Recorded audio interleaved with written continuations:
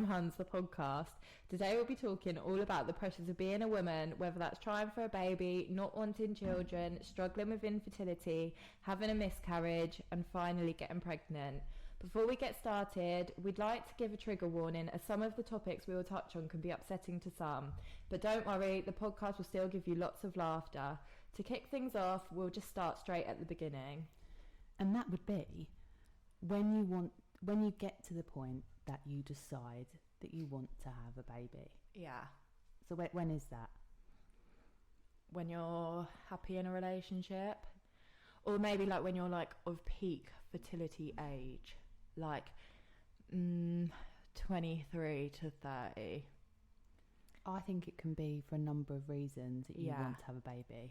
Like, one, in an idyllic situation, you love the person, you want to create another tiny person with that person and be this whole family bubble. That's the perfect situ. You might be married, you might not.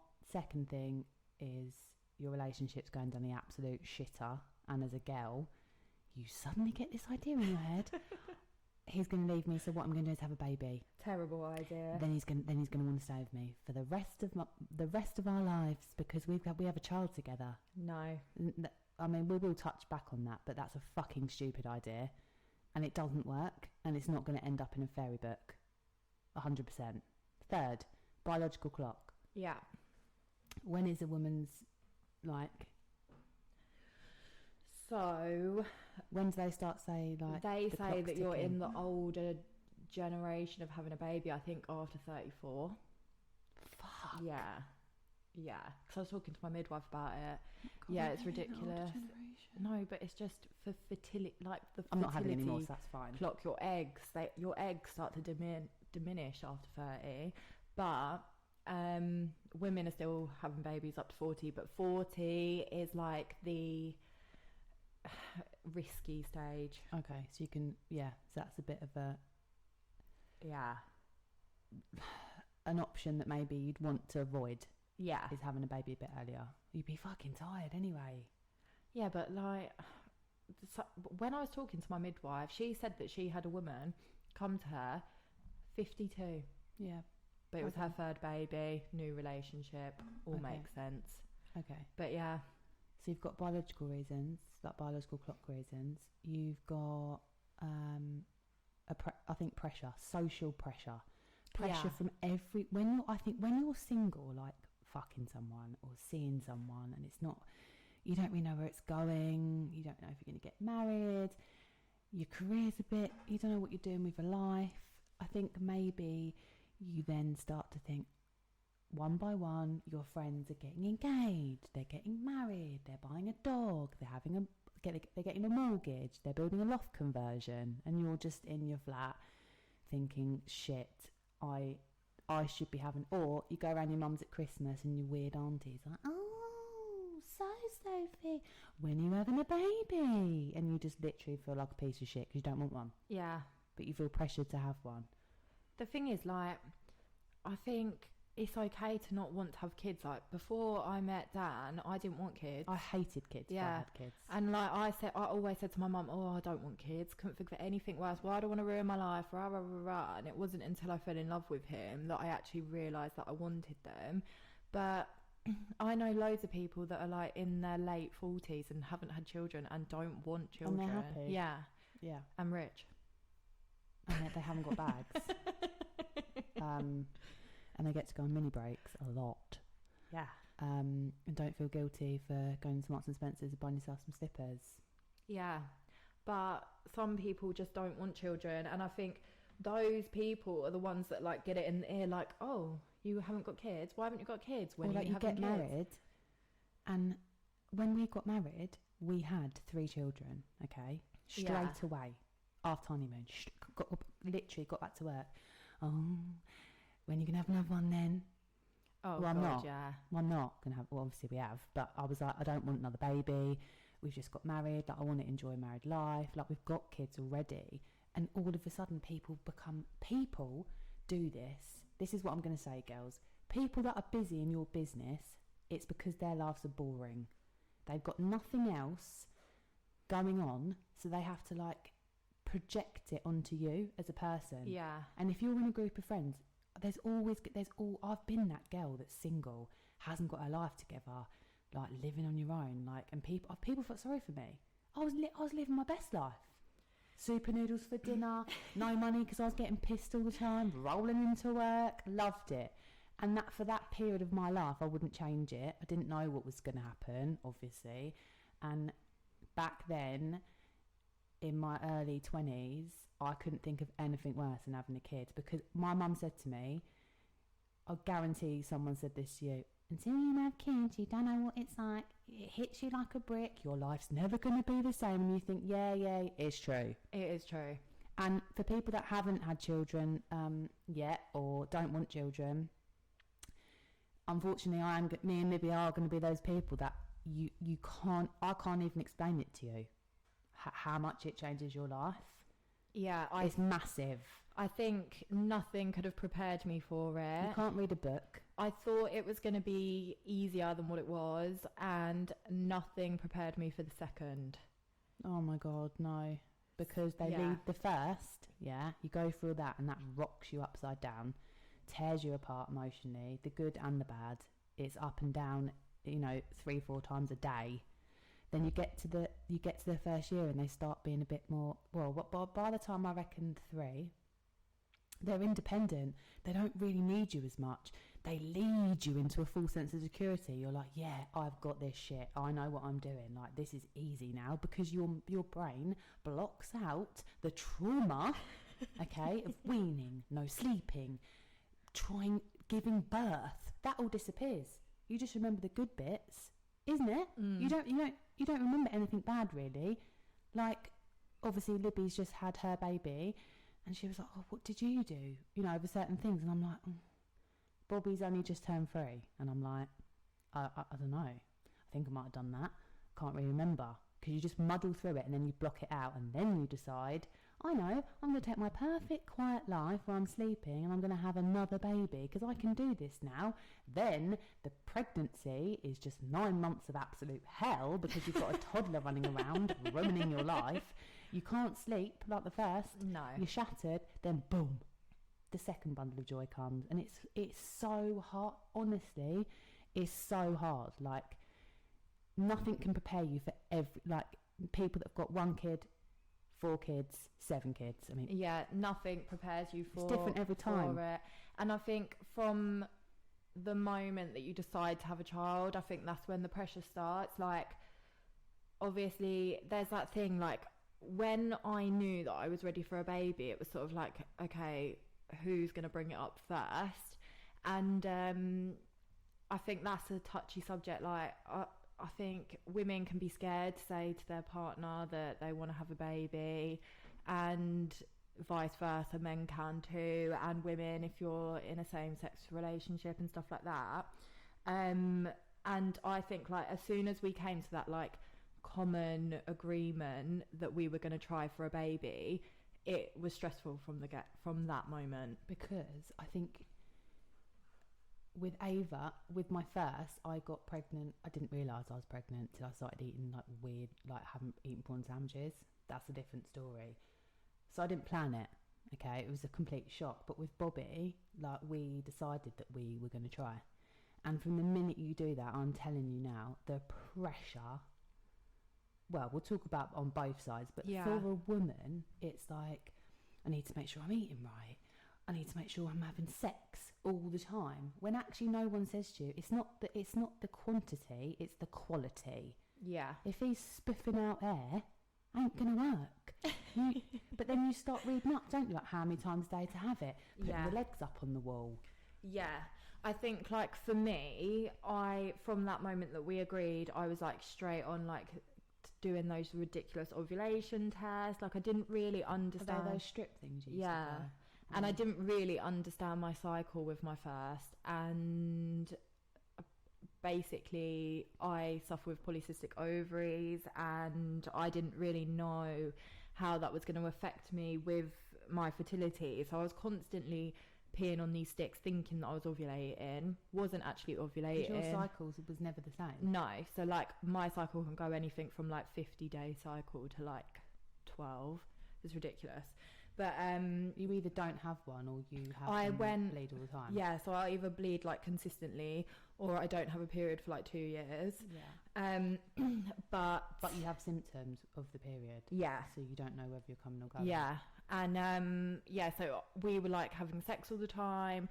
I'd get annoyed if he wasn't having sex with me. Yeah. I'd like just cry every month. Like every month that pregnancy test came back negative, I would just sob. Yeah. And it was the hardest thing that I have ever gone through. You feel let down with yourself. I think.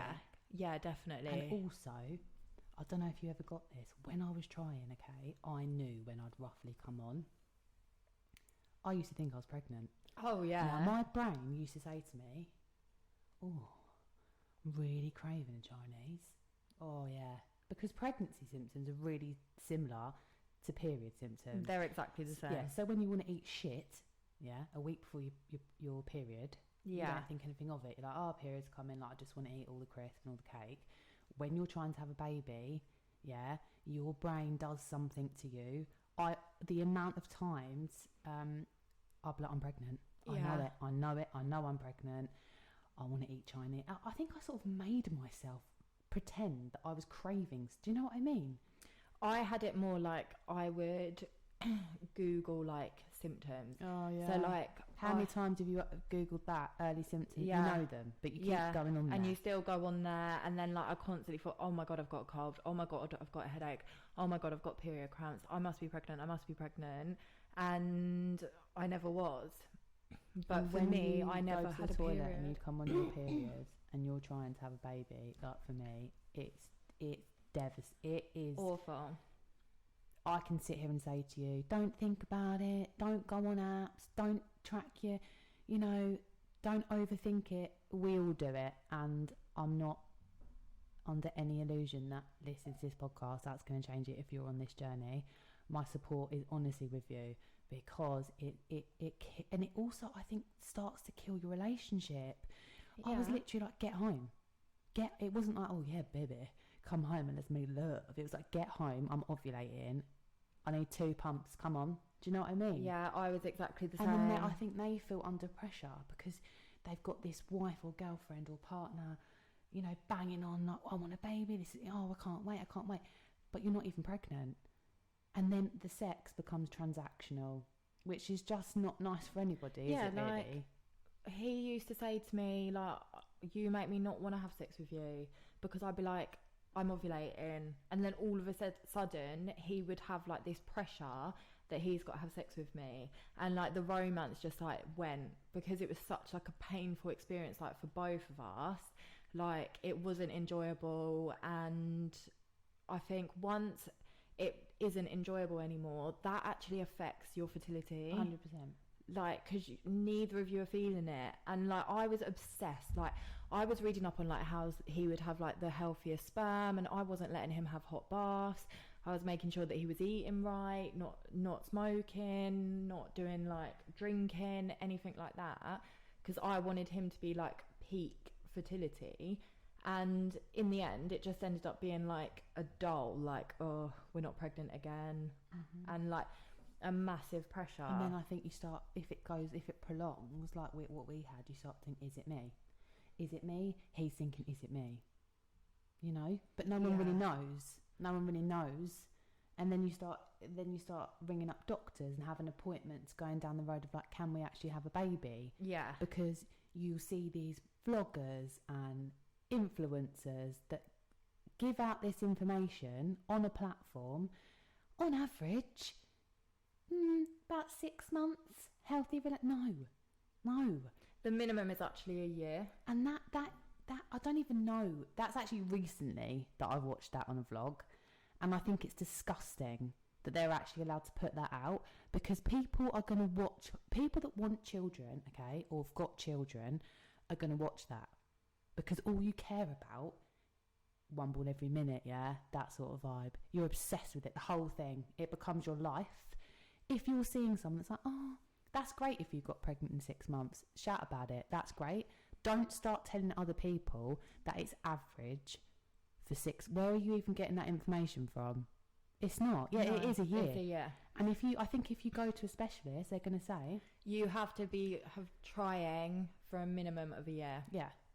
And like off of the back of that, I found out when I was trying to conceive my first boy that I had fertility issues, and I knew this going into having my second. And I remember I walked into the doctors and I begged them for help, and I broke down and I was like, please help me, I've been trying for so long, I just want help. And they turned around and said to me, there's nothing like, well, originally they sent me for tests and blah blah blah, you have to go for tests and have scans and stuff, and then they sat me in the doctors and they're like, we can't help you because it's your second.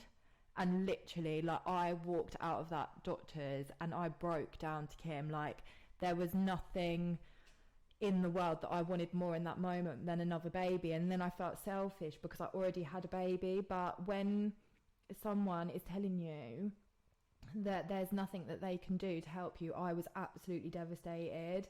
And yeah, and I just think, like, I know the torture of wanting a child, like, so bad.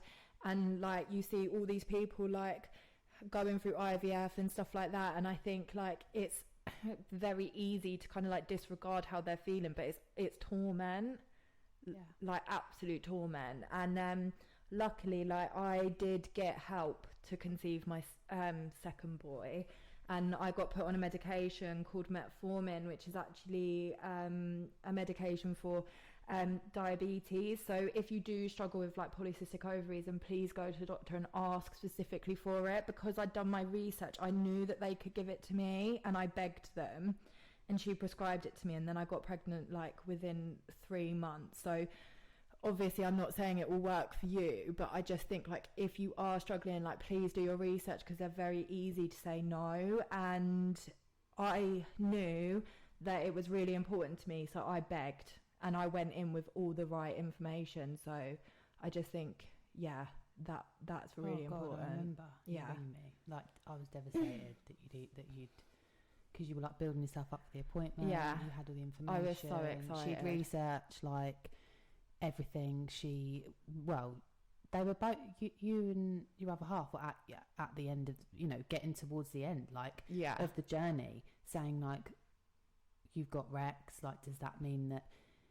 The problem is with resources, which I understand to a point, is if you have one child, they're not willing to help you. No. But as a woman, when that you feel as a woman, I should be able to have a baby. If that's what you want, that's what your body, to me, that's what you think your body's there for. And when you can't do that with a bit of like on your own, which is actually very common for so many reasons. Definitely. It's not just like, there's so many avenues that we could talk about the reason that you can't get pregnant. It's not just a case of you can't get, I think people think, oh well, we can't get pregnant, so let's have IVF. Who's got a spare? And like, one of my closest friends, like 5 rounds of IVF after she had my goddaughter. 5 rounds, couldn't get pregnant. Yeah. And every month, if I hadn't heard from her, I knew. And then every month I had to have the same conversation with her, and the money went out. That was their life savings that they put. And in the end, she had to accept that it just wasn't going to work, because they didn't have any money to keep trying. But I feel that for a lot of people who can't afford it. Yeah, I mean, like, if you're it's not a strong chance on the first go, is it? No, but if you're on your first baby, then you do get it under the NHS, but I think you only get 3 rounds. Don't quote me on it. Obviously do your research, but once those are done, you're on your own. You're on your own. Yeah. And then with your second, they don't even offer it to you. It was the first thing the doctor said to me, you can't have it. And I was like, okay, yeah, I know. Blah, blah, blah. But yeah, so obviously all we want to say is like, we know how you feel, and if there is anyone like on a similar journey, like, please reach out to us on Messenger, because we're more than happy to like talk to you about it, because we know how hard it is, and we're not going to go into it too much because we're not doctors, and I don't want to go on record saying all this stuff, but yeah, please reach out if you need a chat, because we're here. And I also think that if you're under pressure and you're not getting pregnant and you've not had tests to say that there's anything else going on, like, as I know I've been told it myself, and you're literally like, fuck off. You need to take a step back from it, because it just consumes your life.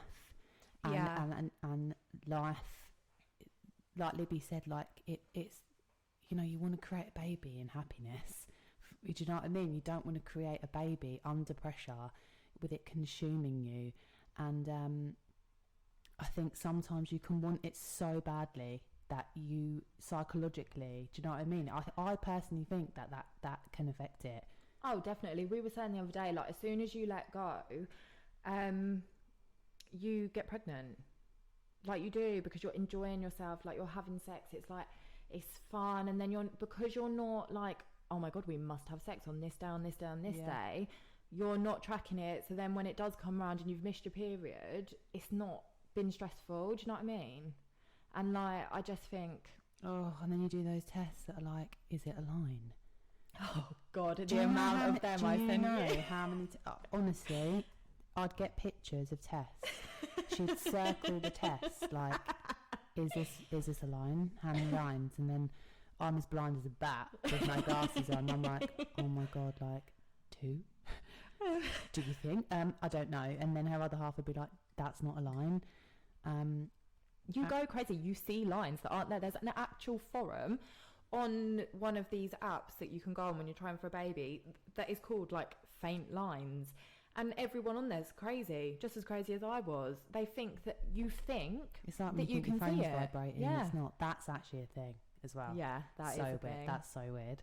I think for me, when I got pregnant with Bobby, I was due to fly to Portugal this day. And I woke up and I had an nail appointment and I was due my period. And I know that I said, you know how I said before, like, I used to like crave Chinese and all that. Like, I think I just wanted Chinese. But this day, I thought, I'm pregnant. I know it. Didn't tell anyone. I knew, which is weird. I don't know if anyone else, I knew straight away. So I was literally, when you can first test, you're like 2 weeks, aren't you? Yeah. I was like, I'm going to do a test. My nail appointment was booked in, and my husband was on nights and he was in bed. We were due to fly out to Portugal. It was positive. I couldn't fucking believe it. I was like, oh my God, it was so faint, but I knew. This time, I was like, this is it, I'm pregnant. I went in there and he was like, oh, what's going on? I was like, I'm pregnant. He was like, that's not a line. That's not a line. And I knew it was. So I thought, okay, I'll come back. I'll come back to you. Went and got my nails done. And I was so excited. I rang the midwife, the doctors for that self-referral in the nail shop. Shut up. Yeah. And I also remember thinking, why did I test? Because now I can't smoke and drink on holiday, because now I know I'm pregnant. Yeah. I remember you like literally seething inside. It literally ruined my holiday. And I just remember being like, ugh. Hot and pregnant. Yeah. And I think that early on, I think you just know. And that so you have all the pressure of trying to get pregnant, okay? Then you've got different pressures, like we've just touched on, about if you can't. And then you've got to go down that road of different treatments and different avenues and what you're going to do. Then you get pregnant, okay? Let's say you get pregnant, which is great. You've made it. Congratulations, honey. Then another pressure starts with yourself, okay? Everyone, immediately, as a mother, from the day you find out, your whole life changes. And you know what the most annoying thing is his doesn't. Yeah. Oh, yeah. The emotion, the sweats, the nausea. Oh, God. Do you know what?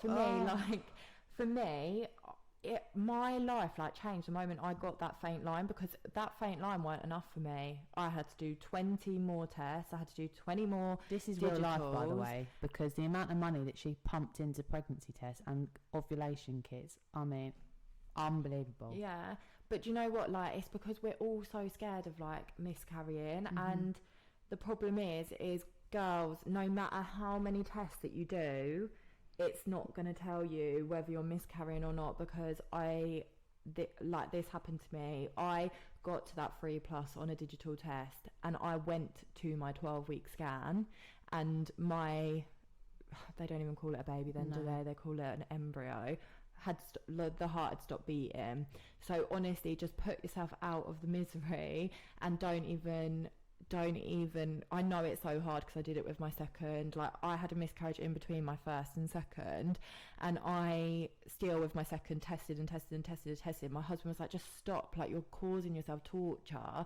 And I know it's so hard, but like, unfortunately, like, I think for a woman, like, as soon as you find out, like, you do just worry, don't you, that you're going to lose the baby. It's an overwhelming feeling of responsibility, because it's on you. Yeah. Especially, like, regardless whether you've tried, whether you've got pregnant, whether it's a happy surprise. Yeah. That pressure is on you. And I think for me, I'm just going to put it out there, like, straight away, okay, I resented my husband, because all the symptoms, well, he was fine. And they can't see it, so they can't relate to it. And I personally think until you're about 6-7 months, honey, they're not really going to give a shit. Oh, they don't even give a shit when you're 7 months. No, but they don't. But even, I know when you've got a bump, when you don't like, have a okay, bump, they don't. pregnant. Yeah, they don't get it at all. And we've all done it where you find out. Let's say you find out, 5-6 weeks. Then your brain says, "Oh my God, I look pregnant." Oh my God, look at this bump, baby's in there. Start thinking in the mirror, like taking pictures, like, oh my God, babe, if you're in that situation now, okay, don't do what I did both times and buy a size up, okay, because you're gonna have to go back. You're gonna be in maternity clothes, or at least 4. What if you don't buy maternity clothes, you're going up average 4 sizes? Yeah. Leggings. Yeah, but I wasn't in maternity stuff until, I don't know, like halfway through. I think you can get away with it up until then. I think it depends. But yeah, you always think you've got a bump, and really it's just gas because you need to do a massive fart. It's just, and it's a lot of water retention. Yeah, bloat, like the kind of bloat that you get when you're on your period. Like skinny in the morning and like pregnant in the evening. Yeah. And really it's just like a food baby, not the actual baby. Like, I remember standing there, like, looking at my husband, like, can he be like, what are you doing? And I'd be like, you look like you just had a roast dinner. Yeah, you've just had a roast dinner, babe. And I'd be like, oh, it's the baby. Mum, look. And she'd be like, Kim, you got a little while to go yet, darling? And I think when I was pregnant with my first, now she was a happy surprise, and I was really young. And I remember my mum being like, I rang her, okay, I found out I was pregnant. And I bunked off work that day for a little jolly day out. Oh, lovely. It was nice, actually. And went with my friend, bought a prawn sandwich, and he went to me, are you sure you're not pregnant? And I went, no, don't be so stupid. He was like, I thought you felt sick the other day. And I was like, yeah, I just went out, like, we're probably hungover. Then I just sat there and thought, oh, shit.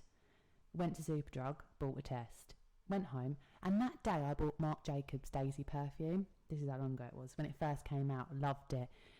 And I can't wear it now. And see, when I smell that smell, it makes me feel sick, because it takes me back to the day that I ate the prawn sandwich and found out I was pregnant. It's traumatised me for life.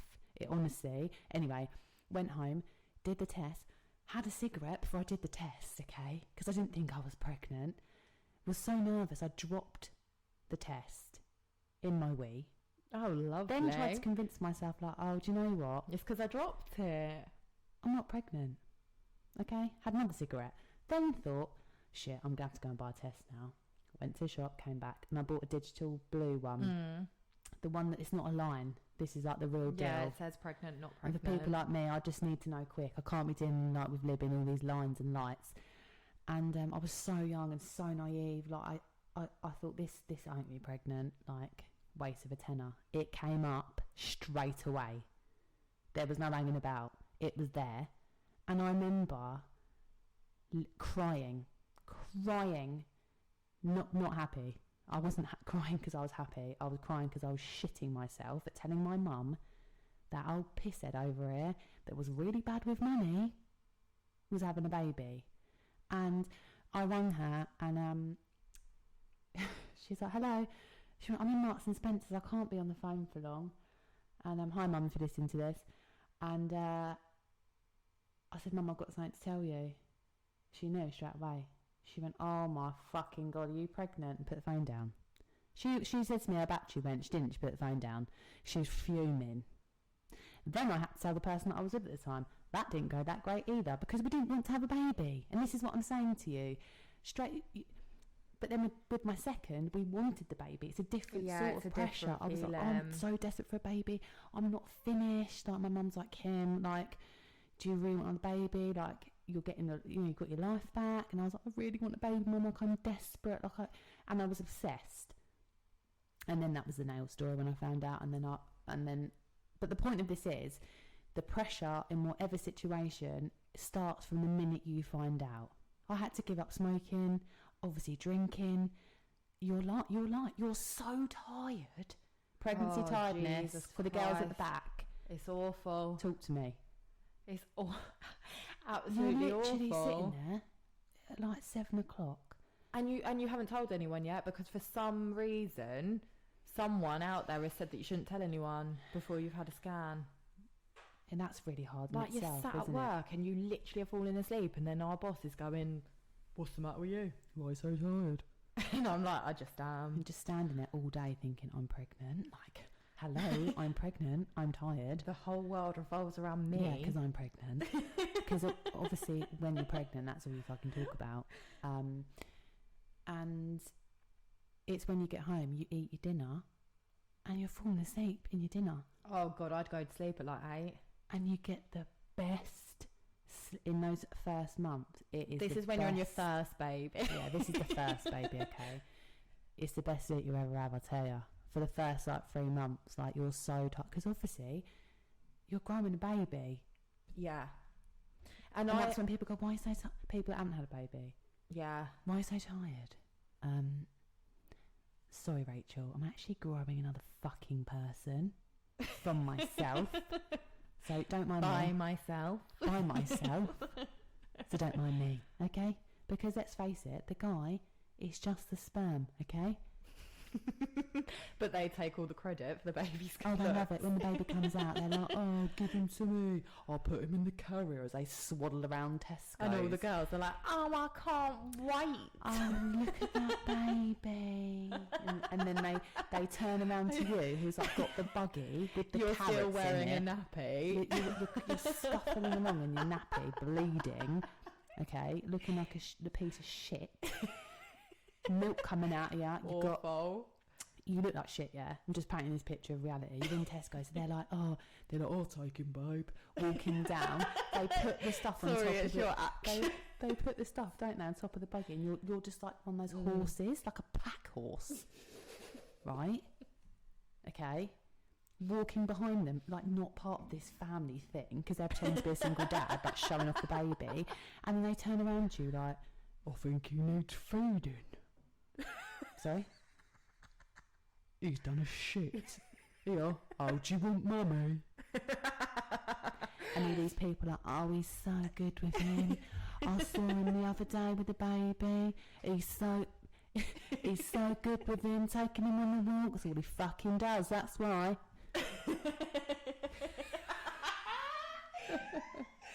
That's not all dads at all. I'm just being funny. I'm just trying to be funny. But you've grown them and you bloody womb for the last 9 months. And you will never meet a more wounded soldier than a mother, okay? By the time she gets to 8.5 months, yeah, just before the baby comes out, you've earned that medal. Oh yeah. You've carried that baby. Lap it up. You look like shit, okay? And another thing, when people say to you at your baby shower, oh my God, you're glowing. No, I'm not glowing. I'm sweating. I'm sweating. Okay? And the only thing that fits me is my foundations. That's That don't even fit me. When I got pregnant with my first, it was very much a thing back then, tan. But tan was it was so orange. I was so fat like a Jaffa cake. fuck it. I've seen the photos. It was horrific. And I think then you want to like hold your tummy all the time, don't you? I think it's a subconscious thing because I still do it now sometimes. I'm like, oh shit, I'm not pregnant, I'm just fat. Like, oh, you hold your tummy? Yeah. After I had my first, I was standing in the hospital watching the midwives like do that weird thing where they check them over to make sure they've got enough toes, and I was rubbing my belly like I had a baby in it, but it was just all the stuff moving back to where it should be. It weren't actually a baby, obviously. It is really weird. And also, when I still get now, when I'm in the supermarket, I'll like do this walk that like I'm holding a baby. Do you ever do that? No. You know when you've got them like in there crying or like push the trolley like it's a buggy. Weird. That's people must think weird. I'm like raving in Tesco's. Like, I'm not. With my AirPods in, I'm not. I just think I've got this phantom baby. But yeah, I think the whole way through your pregnancy. I think like being pregnant is really hard. Like, do you remember that feeling before you had your first scan? Yeah. Like, honestly, like, I just think it is the shittest and obviously I had a baby through COVID. I had to go to all my scans on my own. Yeah, it's horrible. I feel so bad for people that have had to go through that. Yeah. And like, I think like that scan, it's just like you're shitting yourself that something's going to be wrong. You think the worst. Yeah. And then like, obviously when everything is fine, you feel amazing. And then it's that pressure of telling everyone because you've held it in for so long, God knows why. And that horrible folder they give you. Oh God, yeah. But my honest opinion on this whole, don't tell anyone before you've had your scan. Tell anyone that you want to from the moment you've pissed on that stick, because the moment that, if God forbid anything happens and you do have a miscarriage, I felt so, I don't know if you felt like this, I felt so lonely because no one knew that I was pregnant. And then you go, oh, I had a miscarriage, and then everyone's just like, oh, because no one knew, so why should they care that you had a miscarriage? And I also think that there's a perception of maybe being a certain way along. Yeah. For it to be okay to be sad. Like, yeah. I had a miscarriage 9 weeks, I think. Had to go to the hospital. It was horrific. I was sad. I was so sad. I was so sad because and I didn't know that I was pregnant. So I think people were like, but you didn't know, like you weren't attached to it, but it was still my baby. Yes. And also another thing that will pipe up in this is everything happens for a reason, and it's nature's way of telling you that there's something. Yeah, okay, that's absolutely fine, but you are allowed to be sad, and whatever you feel in that, anger, upset, is valid. That is valid. And I do think that at the hospital they're not really that sympathetic. No, like I have a blood condition, so I miscarried about the same time as Kim, about 8 or 9 weeks, and because I've got a blood condition, I got rushed to hospital. And I got admitted, and when I was in like the triage bit, the woman said to me, I was crying, and I was like, I think it's my fault. And then she went, oh no, it's not your fault, just means that the baby is better off not being in you, literally like that. And I was like, God. sorry, because I hate to say it, but even health professionals don't really give a shit unless you're I'd say 16 weeks, viable heartbeat, that kind of vibe. I think it can be very detached. Yeah, very detached. And you know what? I don't work in that, so I don't know whether maybe some people find it easier. You can't emotionally obviously get attached to people, but for fuck's sake, whether you've lost a baby at 4 weeks, 8 weeks, heaven forbid, okay, yeah, longer than that, have a bit of compassion for that woman, because you don't know what journey that person's gone through to get to that point. And even like people that have had unsuccessful rounds of IVF, to them, that egg implantation was their baby. That's their world right there. That's their whole life, their fixation. So I just think that I 100% agree with Libby. Like, I feel that some people that we've both personally come across just haven't, and it makes me sad because my boss at the time when I had this miscarriage, disgusting. Bearing in mind I had been in hospital, made me go back into work that week. And when I went back into work, they were going to try and put me on a disciplinary for not calling into work sick.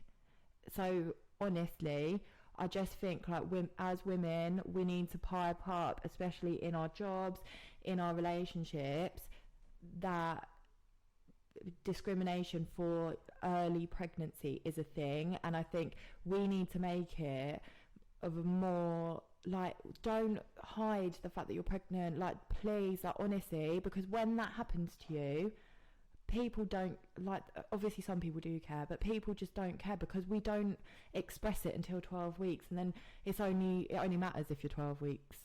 I remember when I announced it at work, with my first, I was 8 weeks pregnant, and everyone went, oh, I can't believe you announced it already. Why did you do that? I got ushered off by one of my work colleagues because I'd announced it, asking me if I was okay, if I was having a mental breakdown. And I was like, no, I've had enough.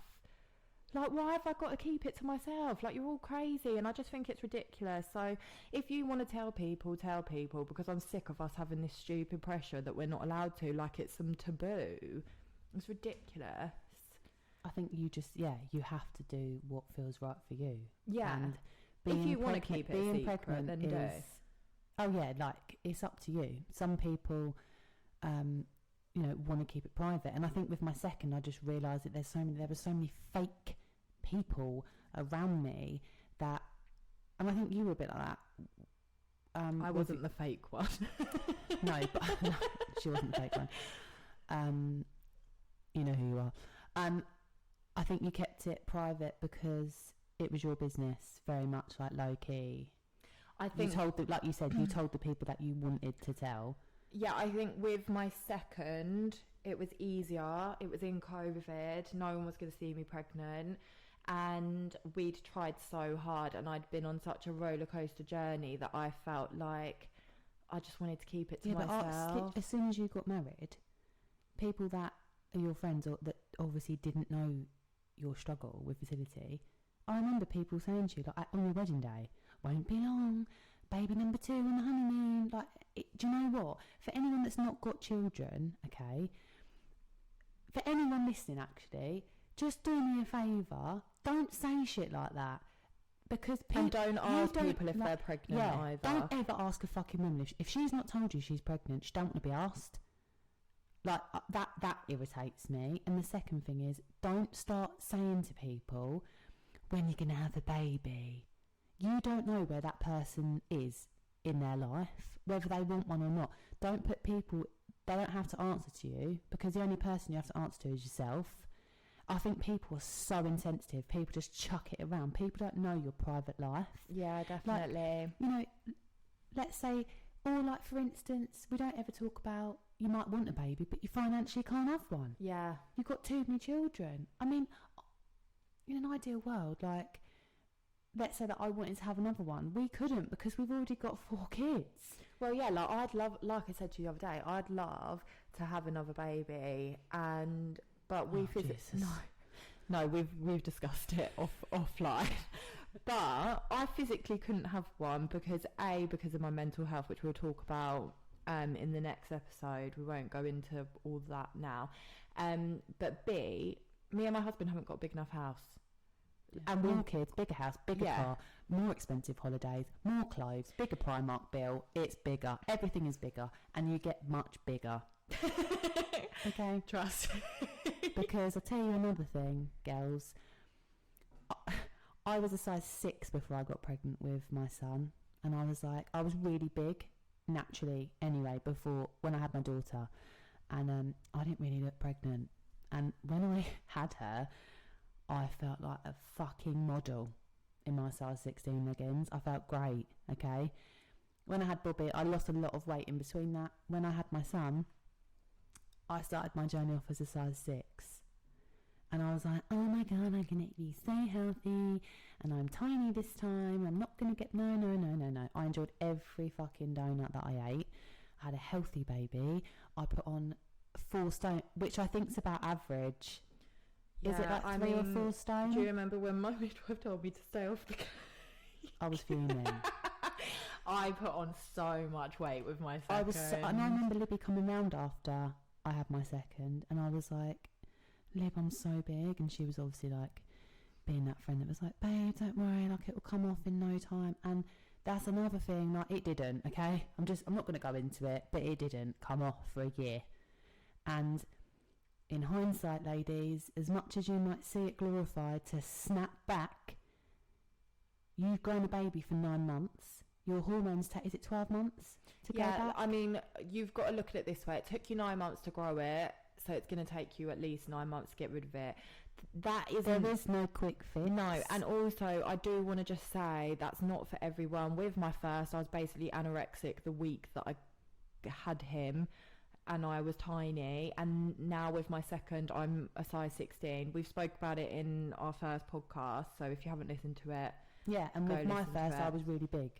Because I was bigger in general, didn't bother me. We're going to talk about it in our next one, mental health, weight, and everyone has, again, with their weight and after birth, different stories to tell and different factors that will affect that. But my point is, again, you've then had the baby, and then there's pressure to right, you've wanted to look pregnant, you've grown a child inside your stomach, then because of modern day pressure, you're then pressured to look like you've not fucking carried one. Yeah, so I we'll quickly touch on this because we're going to go into more talk on like post-birth next week.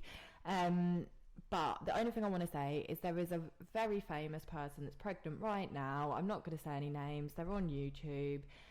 They are dieting, okay, whilst they're pregnant because they want to be in shape for when the baby's here. Now, there's a difference between looking after your body and feeding it the right things. It's about balance. But we'll talk all about that next week. I wouldn't say promoting dieting in pregnancy. And no health professional is going to tell you to go on a diet unless your BMI is over a certain amount. Yeah, okay, yeah. So obviously, unless your midwife doctors instructed you to do that, then that's the thing. But if you are of a healthy weight and you're pregnant and you're watching someone on the internet who's pregnant at the same time as you, drinking juice drinks as a meal whilst they're pregnant, saying that it's healthy for the baby and will help them go back to normal, for fuck's sake, it doesn't matter what you're going to look like after. But yeah, we're like we said, we're very passionate about this. And I also this. think if I could give any advice to anybody that is about to give birth or on that journey and is already starting to, we all do it. Okay, we all look back at pictures and go, why did I say I was fat then? I wasn't. And you think, oh my God, what I'm going to do is I'm going to have the baby, I'm going to go to the gym, I'm going to go for a run, going to buy a bike. Okay. There's no time. First of all, there's no fucking time. And so you need to, I hope that if you are in a relationship, the person you're with, okay, supports you in the warrior that you are. But again, I think we maybe are trying to get you on the same wavelength, that it all starts with your mental framework about yourself. Give yourself some fucking slack. You've just given birth to a baby. That's not the first thing that you should be thinking about, because that old you isn't you anymore, because you've now got a baby. So I think a lot of it again stems back to social media and the media in general. But I think another thing that we wanted to say was the pressures of everyone being pregnant around you. So the minute so when you're not pregnant, what do you see everywhere? Pregnant people. Everything on the telly. Pregnant is about babies. Yeah, but I found like when I was pregnant, there was no one around me that was pregnant apart from... I think it's because you don't really look for it. No, like the only... Well, like, I had one person in my life that was pregnant exactly the same time as me. And apart from that, there was nothing really else to kind of like compare myself to. I think it's because you're not looking for it. Nah. But then if there's not, then that's when you start going on social media.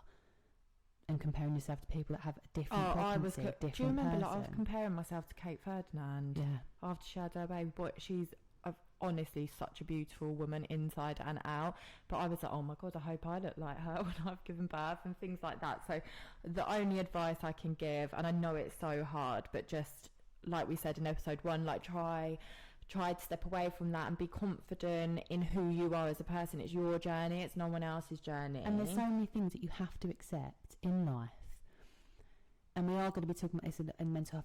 You need to take responsibility and accept that you cannot control. There's so many things that you can worry about, but you can't control it.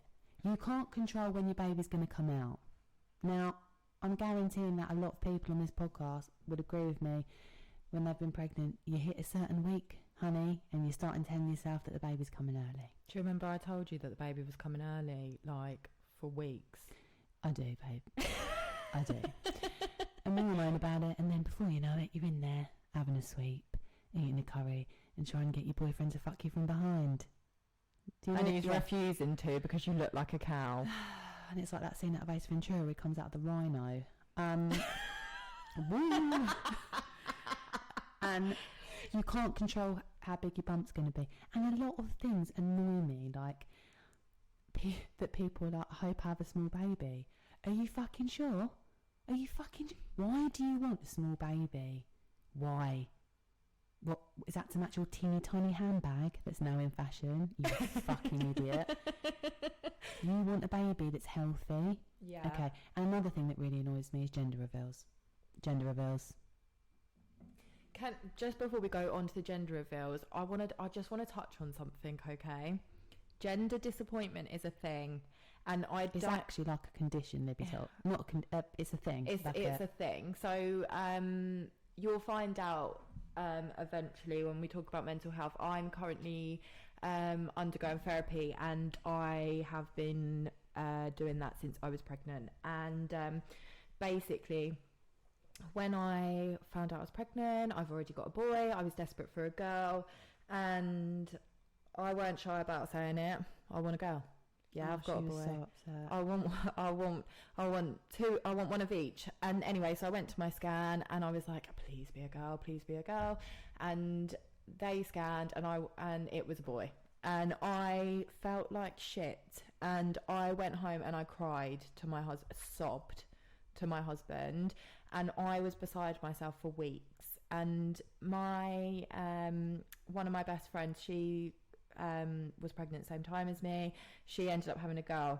I was devastated that I wasn't having a girl, cried about it, and from that moment that I found out that I was having a boy, I disassociated myself to the pregnancy, and I didn't care that I was pregnant, wasn't excited. I remember I rang you up and I was like, I don't want to have this baby.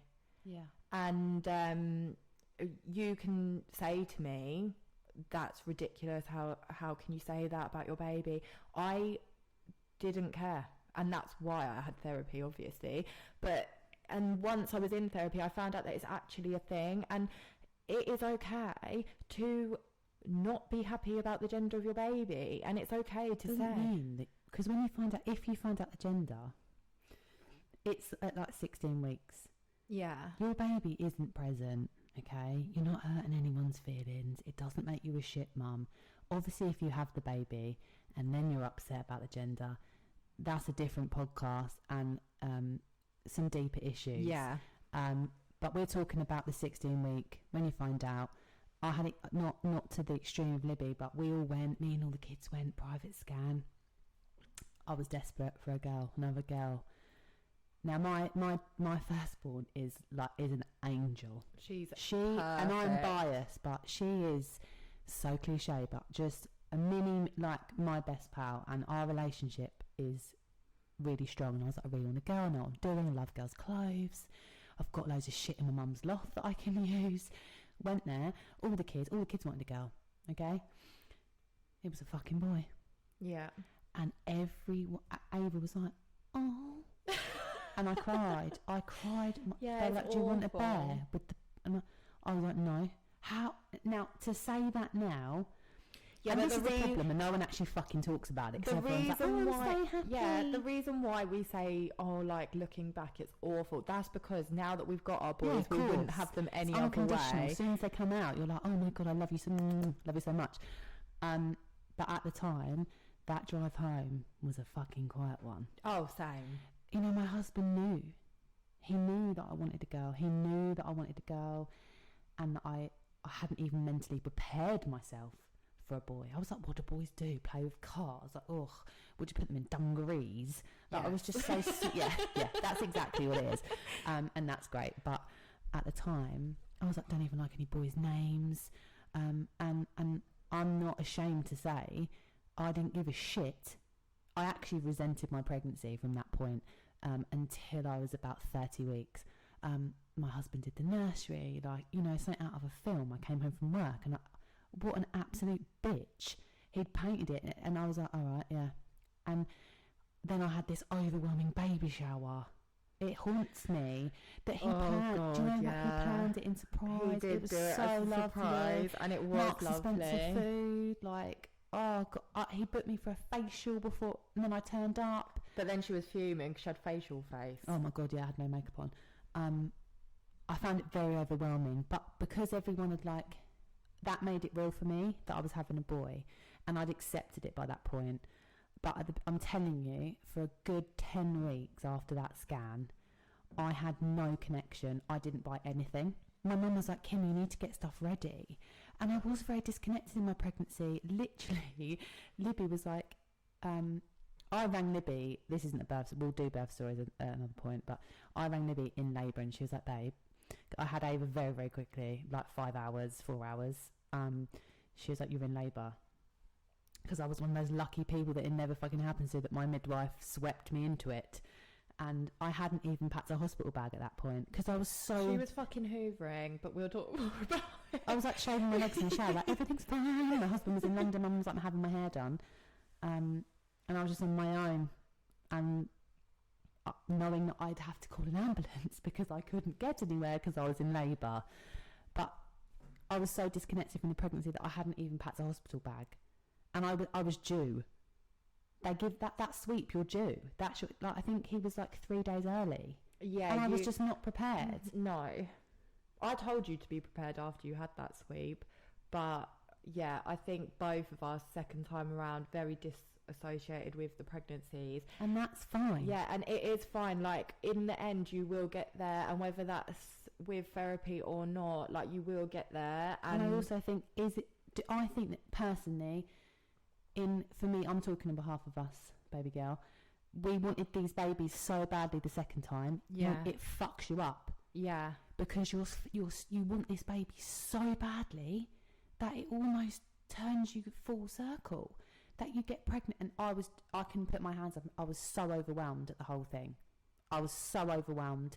And next week you'll get to know about both of us having that feeling. And I would like to say. If you are pregnant or you're trying to get pregnant, you need to just take a step back for a second, and you need to keep check of your mental health throughout this process, because the pressure doesn't ever stop.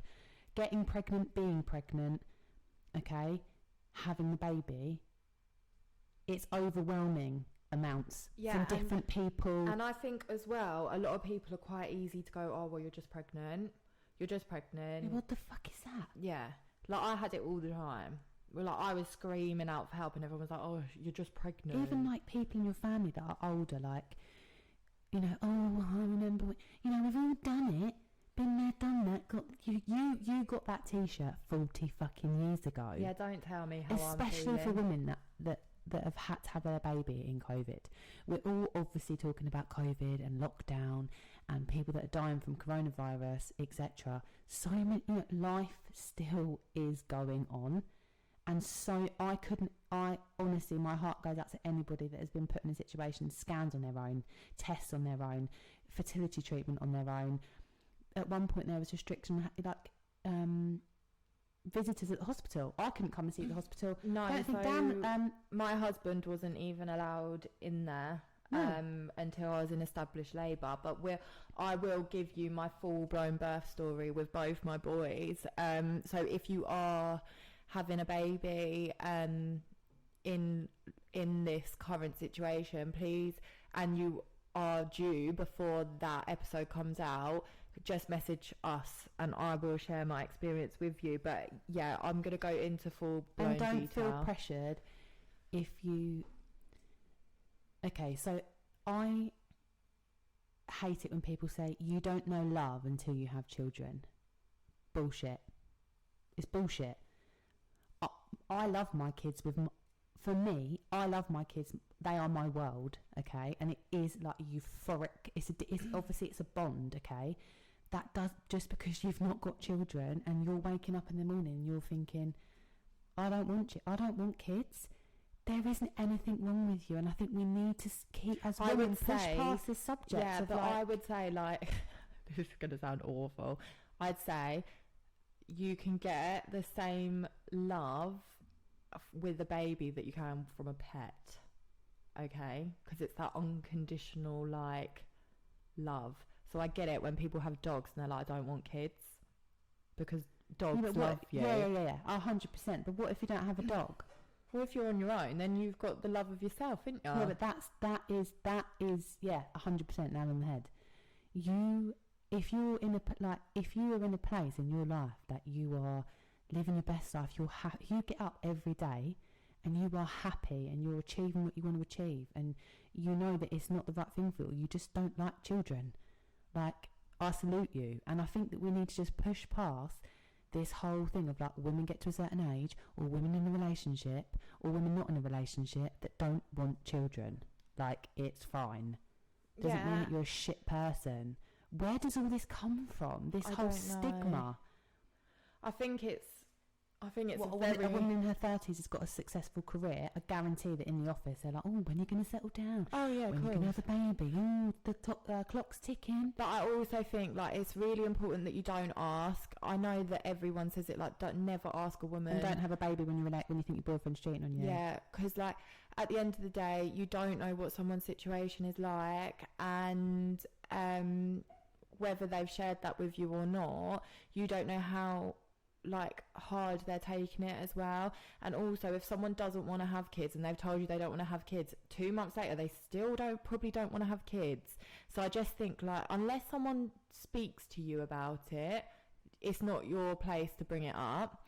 And then I also think, if someone has told you that they're pregnant and God forbid that they have a miscarriage, it is not your right to say to them, oh well, at least it happened now, at least it was now. Doesn't matter when it happened to that person. I think everyone needs to just take a look at themselves, because we all do it. We've all done it and said stupid everyone things. Says, like, awkward things. You're all allowed to have an opinion, okay? But be mindful about how you're voicing it, and be sensitive. Just try and be a bit sensitive to other people. Like, with, I'm not talking about telling someone that you don't like the new haircut, right? I'm talking about... Please don't tell anyone that you don't like the new haircut. Yeah, but that's a bit easier to swallow. Well, it depends how fucking short it is. It's a bit easier to swallow than these are massive life choices that affect your life and your mental health and you as a person going forward and your relationship. So we've done it again. We've gone over an hour. I just want to add how proud I am of Libby this week. She's not had much sleep. She's had a stressful week. She's here tonight doing a podcast. We had the kids today. It was fucking shit. We're very tired. And for the content that you've put out in regards to, like, your skin and talking out and being prepared next week to talk about your mental health, it isn't an easy thing to do, girls. And I really hope that from the next few podcasts that we highlight to you that even the happiest people are sad and the most attractive people feel like shit. Yeah. Because I think you're going to be shocked for what we have to say. There's so many people walking around you in your life now that say they're fine and they're not. So thank you very much for listening, and I'm very proud of you, Libby, and I hope that, well, we know that you take I'm proud of you as well, babe. Thanks, baby.